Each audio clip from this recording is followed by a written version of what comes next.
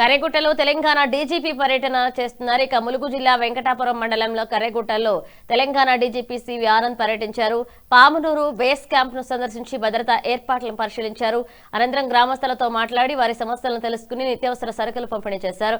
తెలంగాణ ఛత్తీస్గఢ్ సరిహద్దులో జాతీయ జెండాను ఆవిష్కరించి శాంతికి ప్రతీకగా పావురాలను ఎగరవేశారు. ఇక రాష్ట్రంలో మావోయిజం పూర్తిగా అంతరించిపోయిందని, లొంగిపోయిన మావోయిస్టులకు పునరావాసం కల్పిస్తున్నామని తెలిపారు. అనంతరం ఛత్తీస్గఢ్లోని 196 సిఆర్పీఎఫ్ బెటాలియన్ క్యాంప్ను సందర్శించి సరిహద్దు భద్రత, పోలీసుల సమన్వయంపై అధికారులతో చర్చించారు.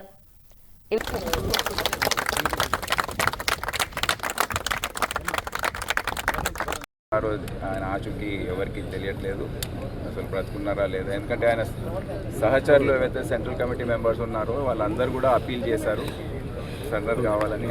ఆయన భార్య ఇద్దరు చాలా దాదాపు 10 నెలల నుండి వాళ్ళ ఆచూకీ తెలియడం లేదు. వారికి కూడా మేము మళ్ళీ ఒకసారి వాళ్ళు ఎక్కడైనా ఉంటే ఈ మెసేజ్ వినగలిగితే దయచేసి అందరు కూడా వచ్చి సరెండర్ అయిపోవాలి. ఎందుకంటే ప్రభుత్వాలు అన్నీ కూడా మిమ్మల్ని ఆదుకోవడానికి సిద్ధంగా ఉన్నారు. పదుల పరంగా అన్ని విధాలుగా మేము సహాయం చేస్తామని తెలియజేస్తున్నాం.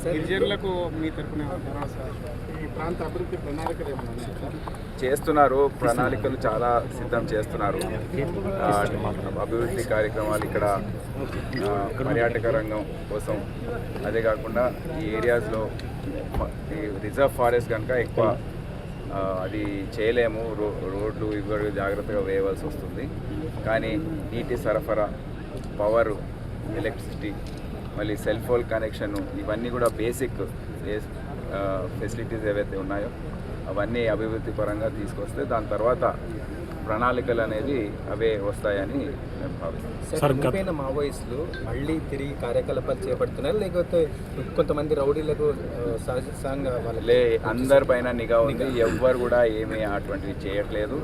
మళ్ళీ దాంట్లో వెళ్ళిపోవాలని కూడా ఎవరు భావించడం లేదు. సో అందుకే మేము ప్రోయాక్టివ్గా ఉండి వారు ఏం చేస్తున్నారని నిఘా పెట్టి వారికి తగిన సహాయము మేము చేయదలుచుకున్నామని వారికి కూడా తెలియజేస్తున్నాం ఈరోజు. ప్లస్ అన్ని రంగాల్లో ఎక్కడైతే వాళ్ళకి అవసరమో, వాళ్ళు ఎక్కడైతే ఆశిస్తారో అవి కనుక్కొని ఎస్ఐబి పరంగా, ప్రభుత్వ పరంగా మేము అన్నీ కూడా మానిటర్ చేస్తున్నామని తెలియజేస్తున్నాం. ఛాలెంజ్గా తీసుకొని